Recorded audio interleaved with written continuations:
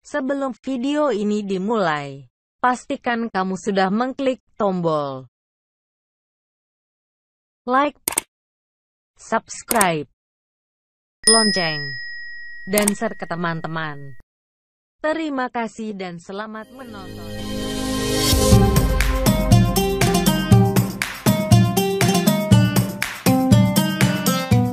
Walau dalam situasi gerimis hujan, mudah-mudahan barokah.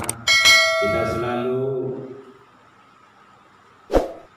mohon ke Allah keistiqomahan hati dalam menjalankan ibadah, baik siang ataupun malam, pagi dan petang. Semoga ibadah yang kita lakukan diijabah di sisi Allah adanya.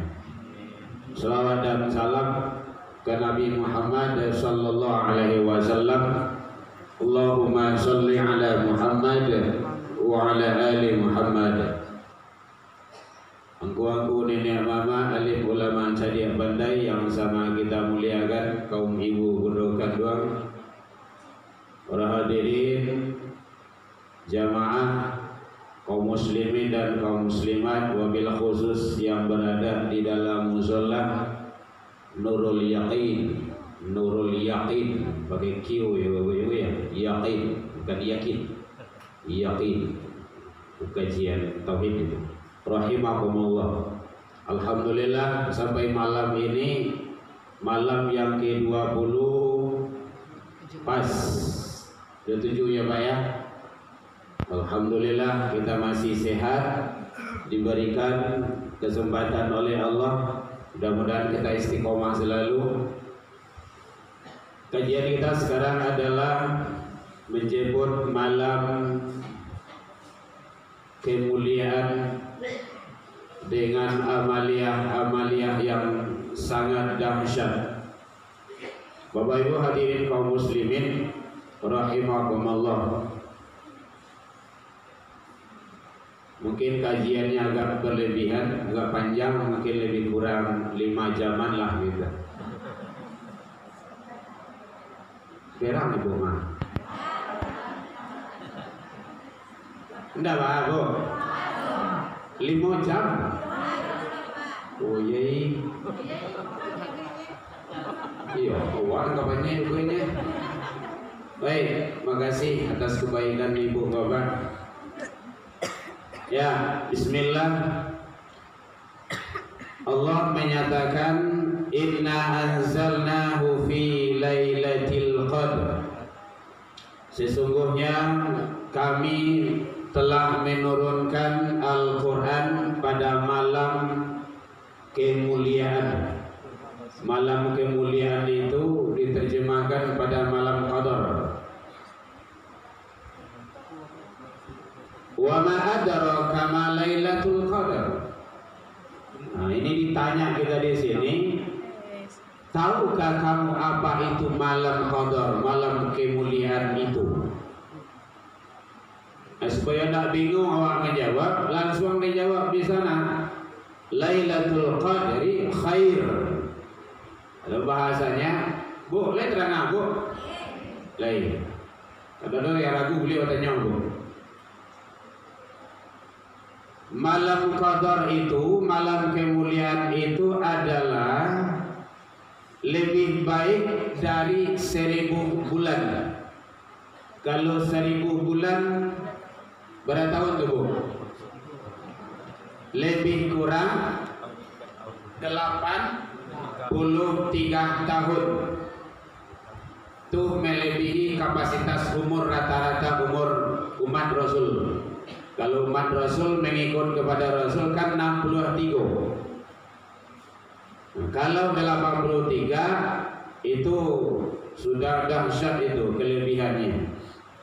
Ternyata malam kemuliaan itu, malam qadar itu lebih baik dari 1000 bulan. Jadi beribadah 1000 bulan atau lebih kurang 83 tahun. Nah, di dalam hadis itu dijelaskan di dalam kitab Riyadhus Shalihin yang diriwayatkan oleh Imam Bukhari dan Muslim Rasulullah Shallallahu Alaihi Wasallam menyatakan, man qama Lailatul Qadar, siapa yang mendirikan malam Qadar, malam kemuliaan, menghidupkan, imanan wa ihtisaban ghufira lahu, maka dia mendapat jaminan ampun dari Allah Subhanahu wa taala. Asajo kira-kira amalan yang dahsyat itu yang kita hidupkan pada malam kemuliaan itu. Yang pertama, yaitunya amalan sholat sunnah. Sholat sunnah itu sholat sunnah ya? Abu? Sholat sunnah. Ada sunnah ya kan? Kita live di YouTube ya. Boleh dilihat nanti. Kalau tidak sempat datang ke musola, ke surau, ke masjid, boleh dicari di YouTube. Buka saja Herman Tajuk. Mau terserah, mau di like, mau di share terserah. Tidak ada ibadah. Dan pokoknya dakwah selagi duit.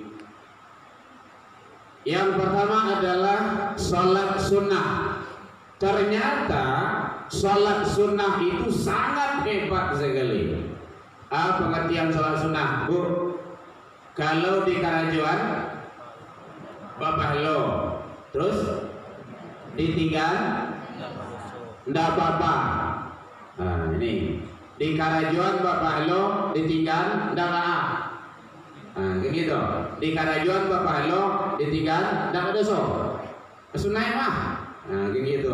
Dia pada sholat sunnah, kan apa mah, ndak wajib mah. Nah, tadi ada sedikit dikerjakan berpahala, ditinggalkan merugi. Nah, itu sebaiknya yang sunnah itu. Di mana kerugiannya? Contoh kecil saja. Sianan menjago 2 balik rakaat. Bahasa Minang kan dapat Pak? Mohon izin, mohon maaf Bapak Ibu, karena aku asli orang Minangkabau. Sia yang menjago selalu 2 balik rakaat sehari semalam, man sabara ala thintain rakatan min sunnati, kata Rasul, menjago 2 balik rakaat yang pelihara tarui, dia hidupkan terus 12 rakaat sehari semalam, banallahu lahu baitan fil jannah. Allah bangunkan istana di surga untuknya. Untuk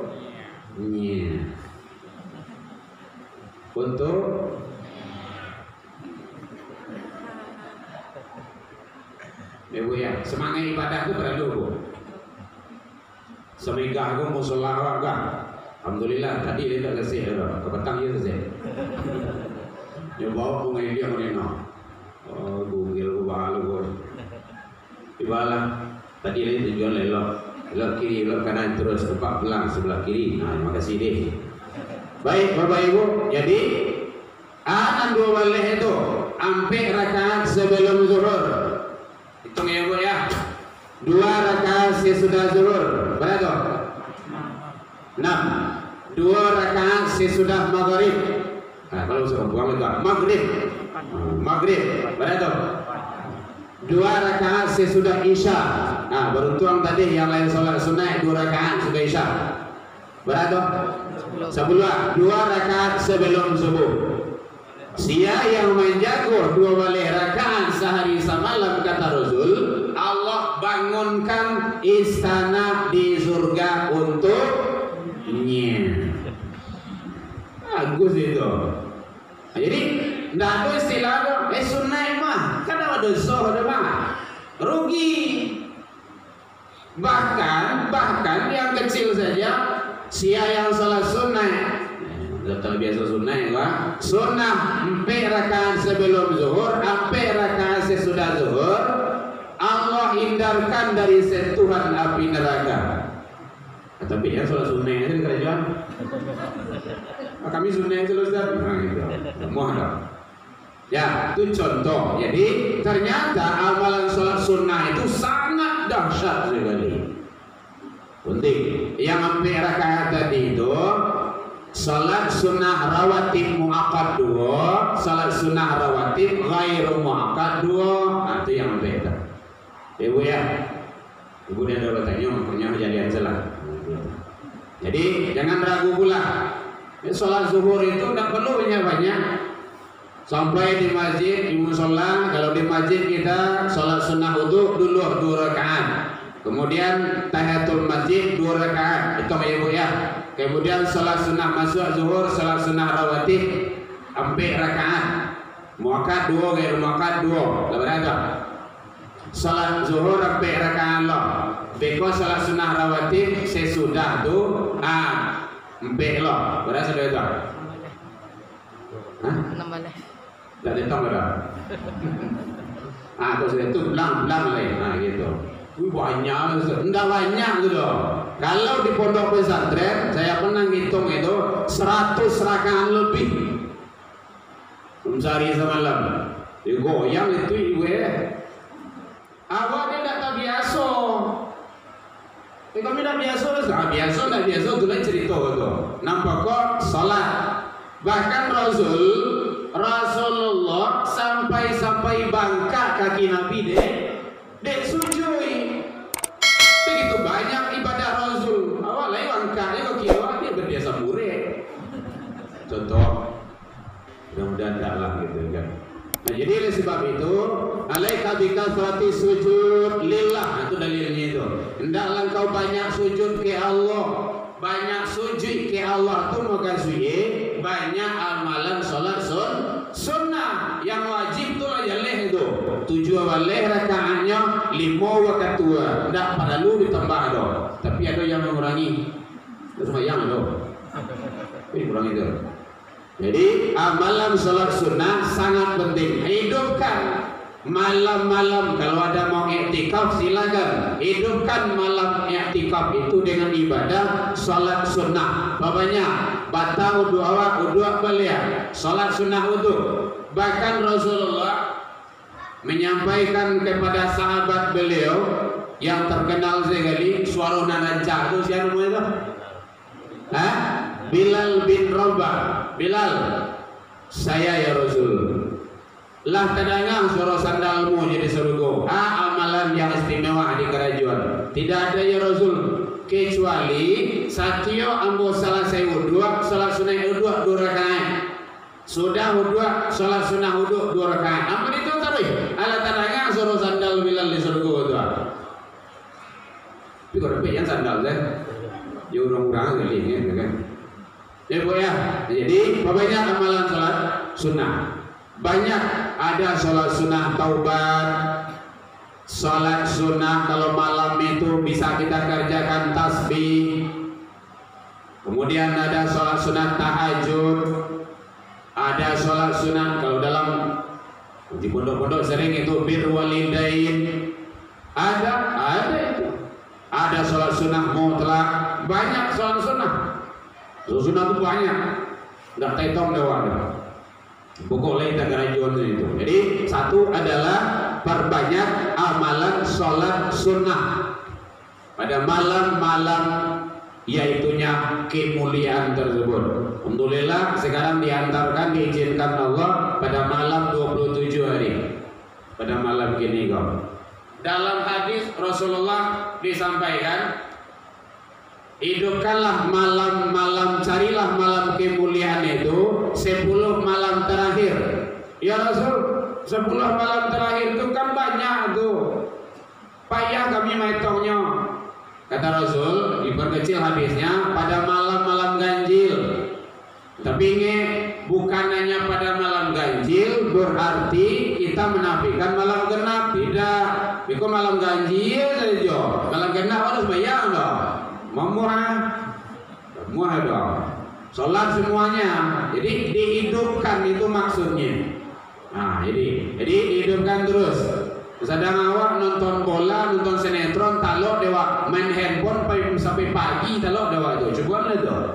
Kadang jam 2 le, jam 1 le, jam 2 dah mau mengantuk. Bahkan mau mengantuknya handphone itu tahu saya.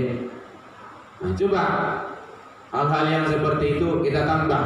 Satu adalah perbanyak amalan sholat sunnah. Sholat sunnah itu sangat hebat dalam pandangan Allah Subhanahu wa ta'ala. Bahkan Rasulullah menyampaikan, nanti di akhirat, malaikat, carilah hambaku itu.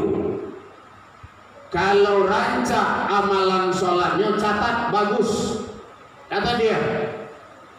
Tapi kalau rusak, ada cacat, ada kekurangan, dan awak pasti banyak kekurangan dalam sholat. Allahu Akbar. Dia nak kunci kabatang tu talantak situ. Oh dia api koper kalau mati dah. Rumah ada apa kunci dah. Kunci onda ke onda lo, yang lewat mati yang habis juga sudah lang. Oh dia sabar ada sumpui dah. Aduh saya nantakan dalam sholat. Kan dia ada bu. Tuh pengalaman. Nah kalau ada terjadi kekurangan di dalam sholat hambaku itu, unsur li abdi min tatawwa, kata Allah. Carilah kepada amalan tatawu'nya, amalan sholat sunnah. Fa in kana lahu tatawwu', jika dia ada amalan sholat sunnah, lampok. Nah itu bahasa Minang nama itu, itu lampap. Kalau sini saya lampap. Tutui, tutui. Bos sunai gitu, sunai itu. Tutup yang terjadi kekurangan pada amalan sholat hamba wajib itu. Nah kalau di Minang namanya kok kurang itu gua, kok sentiang dibilai. Nah gitu. Jadi dan awak masih banyak kekurangan di dalam ibadah awak. Kadang sholat antar iklan begitu. Yang hobi menonton tuh antar iklan sholat tuh. Pas iklan sholat. Sholat selesai iklan sudah. Di sini tidak ada. Beda ngaku. Satu. Yang 10 aja mana? Baik Bapak Ibu, yuk 5 jam lah. Ya. Jangan payah Pak. Iya Pak. Tadi kan ada salat sunat tahiyatul masjid. Ya. Kalau salat sunat tahiyatul musala kan ada. Ya. Kalau itu melakukan salat sunat di musala waktu Begitu. Ya. Atau salat tahiyatul masjid atau salat sunat tahiyatul musala. Masya Allah, luar biasa. Udah Pak. Apa katanya muji Pak? Baik Bapak Ibu, mohon izin. Kalau di Arab itu, di Mekah dan Madinah itu kan masjid semua, tidak ada musola. Apalagi kalau langgar. Di Jawa kan ada langgar tuh. Jadi di Jawa boleh sholat dilanggar. Di Jawa, risiko dong. Risiko yang dilanggar soalnya. Ya, jadi kalau di sini kan ada musola, ada surau, ada tempat-tempat ibadah yang lainnya. Tapi kalau di sana tidak ada, walaupun kecil itu masjid sejarah itu kan kecil dia itu, masjid juga namanya. Jadi tetap masjid namanya. Kalau di sana namanya masjid, tidak ada nama-nama yang lain. Tujuannya adalah tetap juga untuk pelaksanaan ibadah.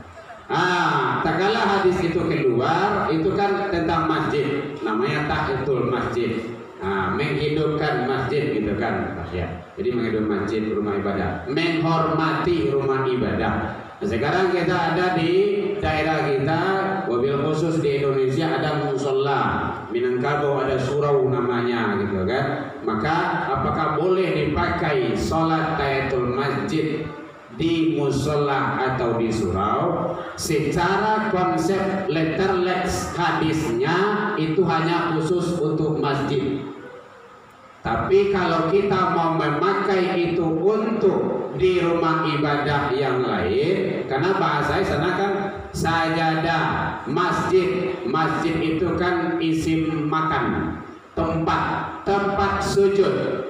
Jadi sajadah itu, masjid itu adalah tempat sujud. Musola itu isim makan juga, itu tempat sholat. Nah kayak gitu. Kalau tempat sujud, dia ada kode etik yang harus tidak boleh dilakukan di sana. Nah, kan seperti itu. Beda dengan tempat kita. Cuma pengalihan nama saja. Ada juga yang menyatakan boleh dipakai karena musola itu juga tempat kita ibadah sholat atau sebagai tempat sujud namanya. Nah, jadi tapi kalau dilihat kepada nanti niat tahiyatul masjid berarti itu khusus hanya di masjid saja, termasuk di lapangan juga ada tahiyatul lapangan ada juga gitu kan. Jadi melihat kepada ada dua konsep dalam memahaminya, ada yang boleh dipakai di musola karena musola itu juga tempat sholat. Nah tentu nanti kalau niatnya sengaja aku sholat sunat tahiyatul musola gitu.